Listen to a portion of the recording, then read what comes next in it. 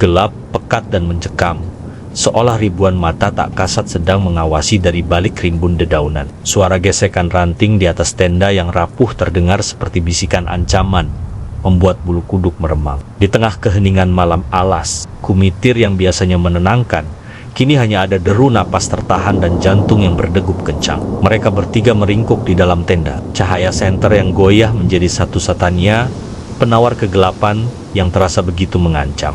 Malam ini, janji keindahan alam telah berubah menjadi mimpi buruk yang baru saja dimulai. Dan semuanya bermula dari sebuah batu. Beberapa jam sebelumnya, semangat petualangan membara dalam diri.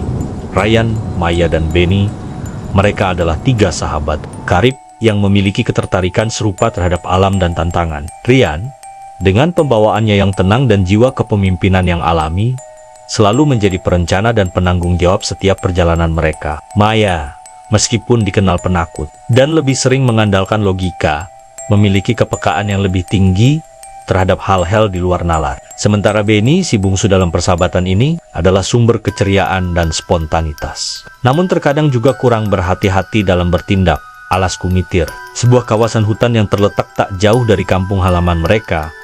Saya sesuaikan dengan konteks Anda, misalnya di sekitar Lampung, jika relevan, atau biarkan generik jika tidak ada preferensi, telah lama menjadi perbincangan. Keindahan air terjunnya, jalur pendakiannya yang menantang, serta cerita-cerita misterius yang beredar dari mulut ke mulut warga sekitar, menjadi daya tarik tersendiri bagi ketiganya. Meskipun ada peringatan samar tentang tempot-tempot yang dianggap sakral dan sebaiknya tidak diganggu, rasa ingin tahu dan keinginan untuk membuktikan sendiri keindahan hutan itu lebih mendominasi. Perjalanan menuju lokasi perkemahan berjalan lancar. Mereka menikmati pemandangan pepohonan yang menjulang tinggi, kicauan burung yang bersahutan, dan udara segar yang menusuk paru-paru. Setelah beberapa jam berjalan kaki, mereka menemukan sebuah area datar yang cukup luas dan terlindung untuk mendirikan tenda. Senja mulai merayap, mewarnai langit dengan gradasi jingga dan ungu, menciptakan pemandangan yang memukau sambil menyiapkan makan malam di atas api unggun kecil. Obrolan mereka dipenuhi dengan tawa dan cerita. Benny, seperti biasa, menjadi yang paling bersemangat, sesekali melontarkan lelucon yang membuat Maya tertawa, meskipun dengan nada sedikit canggung. Ryan, sambil memeriksa perlengkapan mereka, mengingatkan untuk selalu berhati-hati dan menjaga kebersihan lingkungan. Setelah perut kenyang dan kopi hangat menemani, mereka duduk di sekitar api unggun, menikmati keheningan malam hutan yang damai. Bintang-bintang bertaburan di langit yang gelap, tampak begitu dekat dan memukau. Maya, yang biasanya paling takut dengan kegelapan, kali ini merasa sedikit lebih tenang oleh kehadiran kedua sahabatnya. Namun, ketenangan itu tidak berlangsung lama. Saat Benny berjalan sedikit menjauh dari perkemahan untuk mencari kayu bakar tambahan, matanya tertumbuk pada sesuatu yang aneh di antara rimbun semak. Sebuah batu besar, jauh lebih besar dari bata-bata lain di sekitarnya, tampak sedikit berbeda. Bentuknya tidak beraturan, dengan permukaan yang kasar, dan ditutupi oleh lumut tebal berwarna hijau tua. Yang membuatnya tampak aneh adalah posisinya yang seperti diletakkan di tengah area terbuka kecil, seolah-olah sengaja ditempatkan di sana. Didorong oleh rasa ingin tahu yang kuat, Benny mendekati batu itu. Ada semacam aura kuno yang terpancar darinya, membuatnya merasa sedikit merinding namun juga semakin penasaran. Tanpa berpikir panjang, ia menyentuh permukaan batu yang terasa dingin dan lembab. Kemudian, entah dorongan dari mana, ia mencoba menggeser batu itu sedikit dengan kedua tangannya. Batu itu bergerak dengan berat, menimbulkan suara gesekan yang aneh di tengah keheningan hutan. Tak lama kemudian, Ryan dan Maya menghampirinya, tertarik oleh suara tersebut. Mereka melihat Benny berdiri di samping batu besar yang kini posisinya sedikit berubah. "Kau sedang apa, Ben?" tanya Ryan dengan nada heran. Benny hanya mengangkat bahu sambil tersenyum canggung. Hanya penasaran. Batu ini kok beda ya kelihatannya? Maya, yang sedari tadi memperhatikan batu itu dengan seksama, tiba-tiba merasakan firasat tidak enak. "Sepertinya kita tidak seharusnya mengganggunya," ucapnya pelan, dengan nada suara yang sedikit bergetar. "Aku pernah dengar cerita tentang tempot-tempot keramat di hutan." Ryan, yang lebih rasional, mencoba menenangkan Maya. Itu hanya cerita, Mei. Batu ya batu saja. Namun, jauh di lubuk hatinya, ia juga merasakan ada sesuatu yang berbeda dengan batu tersebut. Sebuah kehadiran samar yang sulit dijelaskan. Malam semakin larut, dan mereka memutuskan untuk masuk ke dalam tenda untuk beristirahat. Namun, tidur nyenyak yang mereka harapkan tak kunjung datang. Suara-suara aneh mulai terdengar dari luar. Awalnya hanya bisikan-bisikan samar, seperti ada sekelompok orang yang berbisik-bisik jauh di kejauhan. Meskipun mereka tahu tidak ada pendaki lain di sekitar area itu. Kemudian, suara itu menjadi semakin jelas. Seolah-olah bisikan itu datang tepat di samping telinga mereka. Meskipun kata-katanya tidak dapat dipahami, Maya semakin ketakutan dan terus menggenggam erat lengan Ryan Benny. Yang tadinya bersikap santai, kini mulai menunjukkan raut wajah gelisah. Bahkan Ryan, yang selalu berusaha bersikap tenang, mulai merasakan ketidaknyamanan yang mendalam.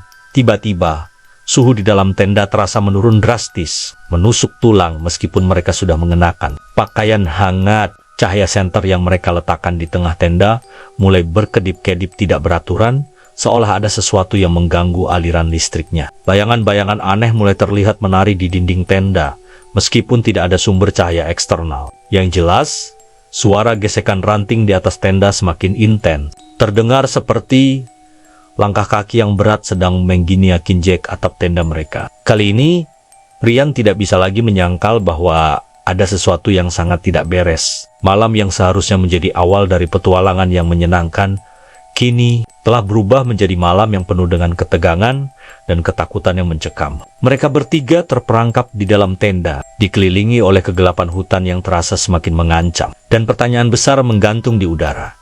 Apa yang sebenarnya telah mereka bangunkan di alas kumitir yang sunyi ini? Rasa penyesalan mulai menghantui benak Benny. Menyadari bahwa rasa penasarannya mungkin telah membuka pintu bagi teror yang tak terduga. Malam baru saja dimulai, dan kengerian yang sesungguhnya sepertinya baru akan datang. Dinginnya malam semakin menusuk, bukan hanya dari suhu hutan yang membeku, melainkan dari hawa tak terlihat yang merayap di kulit mereka. Ryan, yang tadinya memegang teguh rasionalitas, kini merasakan setiap bulu kuduknya berdiri. Bisikan itu berubah menjadi gumaman-gumaman tak jelas, terdengar di sekeliling tenda, kadang seperti geraman rendah, kadang seperti rintihan yang menyayat hati. Cahaya senter mereka yang berkedip-kedip kini sepenuhnya padam, melemparkan mereka ke dalam kegelapan mutlak, kecuali samar-samar cahaya bulan yang menembus celah dedaunan di atas. Ryan, aku melihat sesuatu, bisik Maya. Suaranya tercekat. Tubuhnya bergetar hebat di samping Ryan. Di sana, di balik pohon besar itu, Ryan mencoba mengarahkan senter ponselnya yang minim daya ke arah yang ditunjuk Maya. Namun, tidak ada apa-apa selain kegelapan pekat. Itu cuma bayangan, Mei.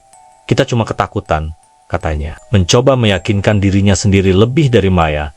Namun, ia tahu Maya tidak pernah berhalusinasi. Kepekaannya yang tinggi membuat Ryan seringkali meragukan rasionalitasnya sendiri di hadapan pengalaman Maya. Tiba-tiba, tawa cekikikan samar terdengar. Bukan tawa riang, melainkan tawa yang dingin dan menusuk, seolah mengejek ketakutan mereka. Tawa itu terdengar sangat dekat, membuat Benny yang tadinya meringkuk diam, sontak berteriak histeris. "Di sini, tepat di sampingku," raung Benny.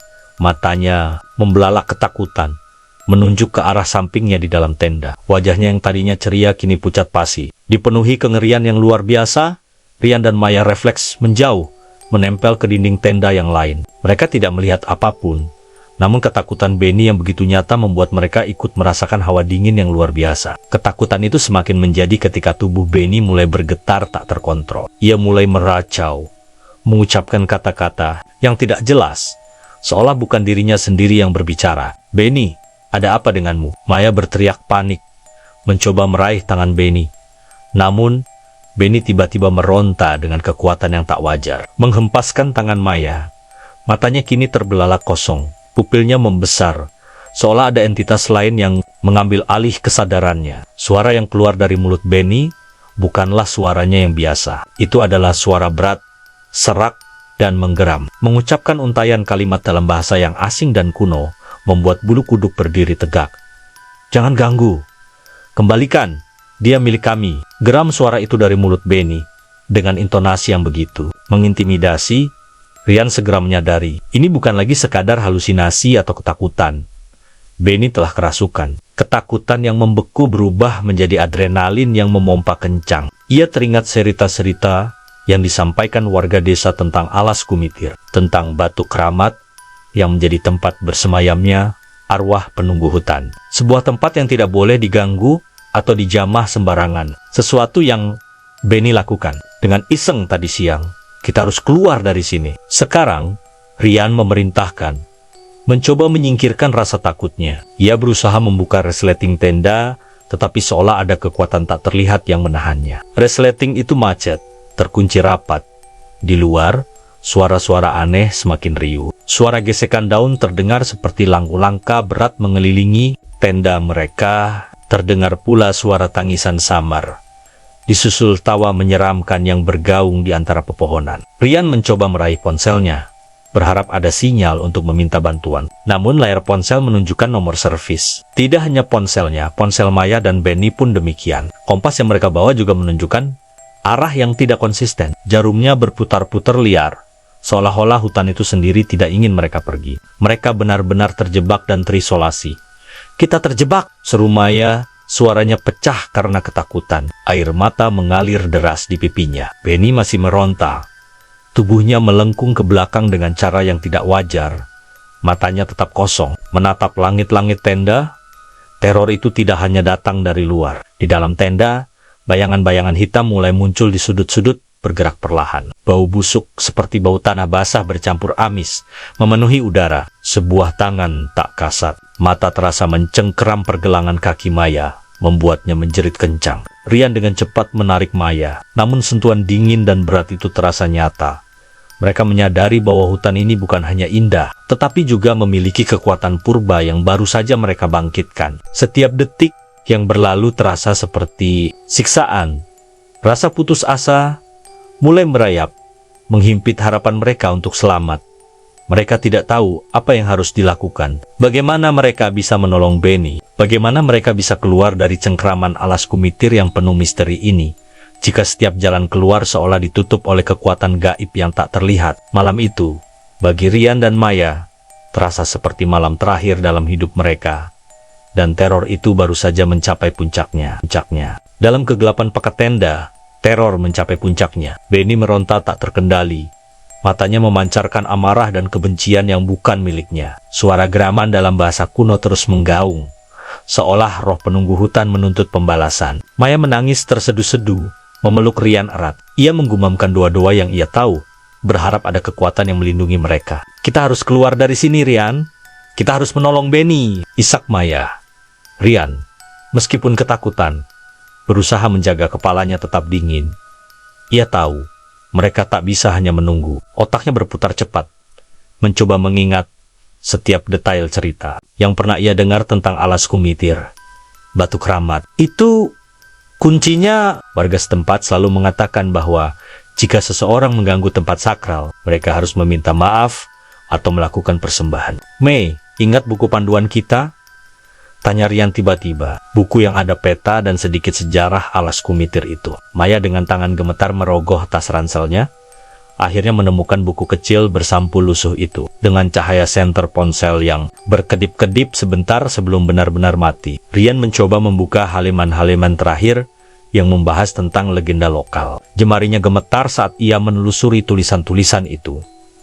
Di sana, samar-samar, ia menemukan sebuah paragraf yang menyebutkan tentang pemujaan arwah penjaga. Sebuah ritual kecil yang dilakukan untuk menenangkan roh jika mereka merasa terganggu. Ritual itu sederhana, mengembalikan apa yang diambil, meminta maaf dengan tulus di hadapan batu, dan meletakkan persembahan sederhana berupa bunga atau buah-buahan yang ditemukan di hutan. Kita harus kembali ke batu itu, kata Ryan. Suaranya mantap meskipun masih ada getaran ketakutan. Kita harus minta maaf dan memberikan persembahan. Maya menatapnya ngeri. Kembali ke sana, di tengah kegelapan ini.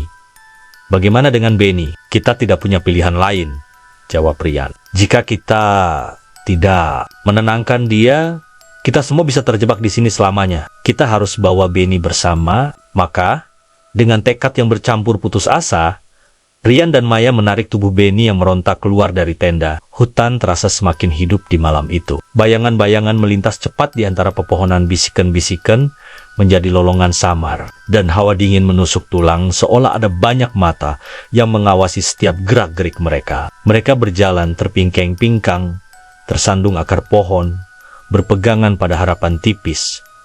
Sesekali, Benny akan meronta lebih kuat, mencoba melarikan diri atau bahkan menyerang mereka. Rian dan Maya harus menggunakan seluruh tenaga mereka untuk menahan Benny agar tidak lari atau melukai diri sendiri. Mereka dikejar oleh bisikan-bisikan dan penampakan yang hanya bisa mereka rasakan.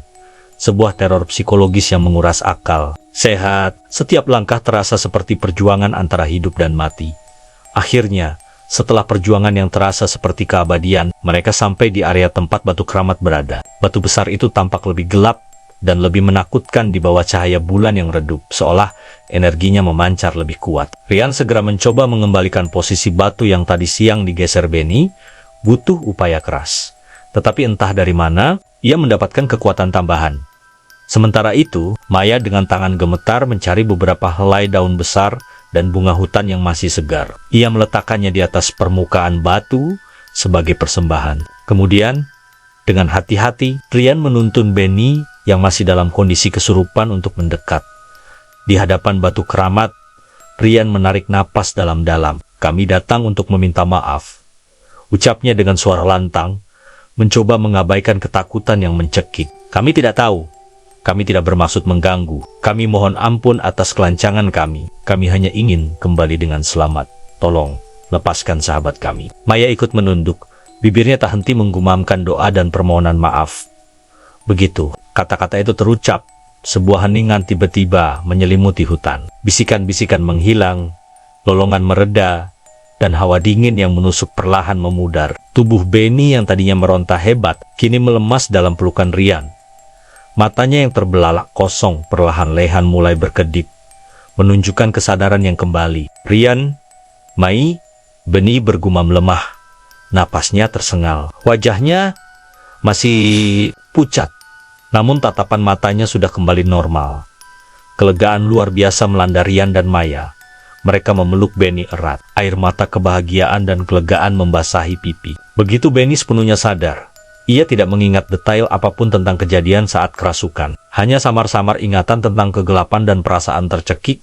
Seiring dengan kembalinya kesadaran Benny, kabut tipis yang menyelimuti hutan di sekitar mereka perlahan menipis. Cahaya senter ponsel Rian tiba-tiba menyala kembali dengan terang. Dan saat ia mengeceknya, sinyal ponsel juga telah kembali penuh. Jalan keluar dari hutan seolah terbuka lebar di hadapan mereka. Tanpa membuang waktu, mereka segera mengemasi barang-barang seadanya, bahkan meninggalkan tenda mereka di sana. Mereka tidak ingin menoleh ke belakang, tidak ingin tinggal sedetik pun lebih lama di alas kumitir. Dengan langkah cepat, meskipun tubuh terasa lemas dan jiwa trauma, mereka menyusuri jalur pulang yang kini terasa lebih jelas. Fajar mulai menyingsing saat mereka akhirnya mencapai batas hutan dan melihat jalan raya. Matahari pagi menyambut mereka dengan hangat, menghilangkan sisu-sisi dingin dan ketakutan malam itu. Mereka lolos. Mereka selamat. Perjalanan ke alas kumitir telah mengajarkan mereka pelajaran berharga yang tak akan pernah mereka lupakan. Mereka belajar bahwa alam memiliki kekuatannya sendiri, yang harus dihormati dan tidak boleh diganggu. Mereka keluar dari hutan itu sebagai orang yang berbeda, lebih dewasa, lebih menghargai keberadaan tak terlihat, dan dengan bekas luka mental yang akan selalu mengingatkan mereka pada malam mengerikan di alas kumitir dan batu keramat yang misterius. Sejak saat itu, mereka tak pernah lagi berani menginjakkan kaki di alas kumitir, dan kisah tentang petualangan mereka menjadi legenda tersendiri yang diceritakan dengan bisikan, sebagai peringatan bagi siapapun yang berani mengusik alam yang sakral.